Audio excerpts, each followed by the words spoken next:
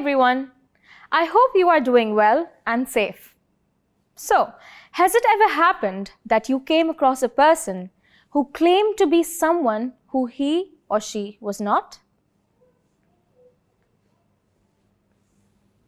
Such a person is known as a quack.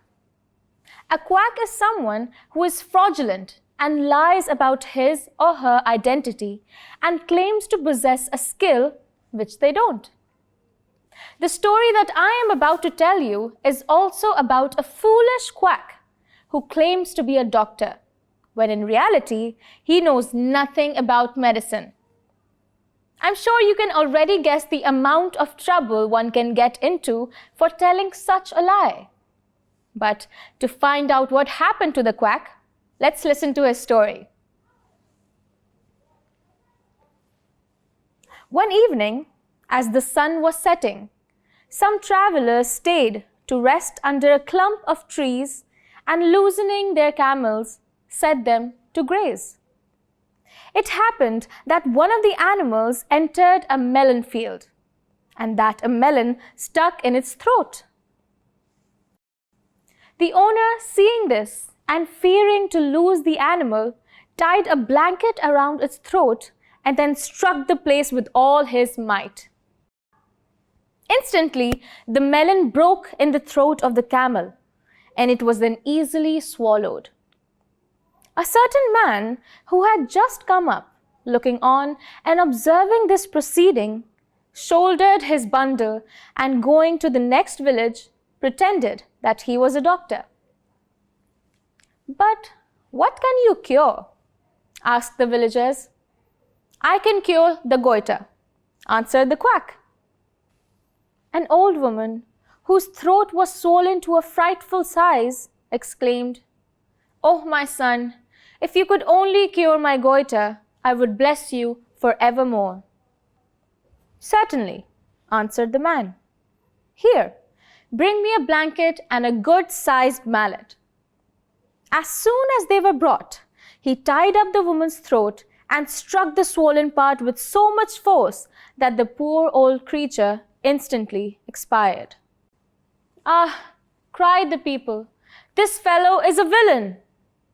So they seized him, being minded to carry him before the king. One of them, however, said she was a very old woman who must have died shortly in any case. "Let us therefore compel the wretch to dig her grave, and then we can beat him and let him go." So they took him and set him to work, but the ground was so stiff and hard that he made slow progress. "If you do not dig it," said they, "before the king, you shall go, and then you will be hanged." Thus exhorted, the unfortunate man, in the greatest fear, labored away with all his might.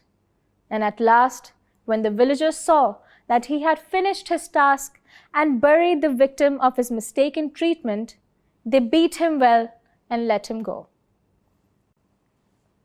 Uninfluenced by the severity of his punishment, the man mounted his camel and went on to the next village, and again gave himself out as a great doctor. "And what can you cure?" said someone. "I can cure goiter," answered he. This time it was an old man who offered himself for treatment. But the pretended doctor said, "Look here, good people, I shall do my best to cure this case.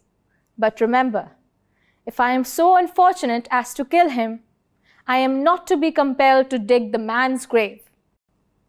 "A pretty sort of doctor you must be," cried they. "Before you begin your treatment, you are talking of digging the patient's grave.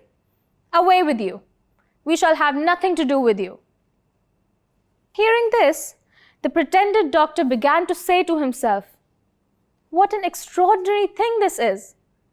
My best plan surely is to return to the camel men and tell them they have not shown me the right way to cure this disease. Perhaps they will advise me." So you see the amount of havoc the foolish quack has wreaked due to his misunderstanding and misinterpretation. Now, he's headed back to the camelmen to inquire the reason for his failure. To find out about their reaction to the quack's questioning, move on to the next part of this lesson.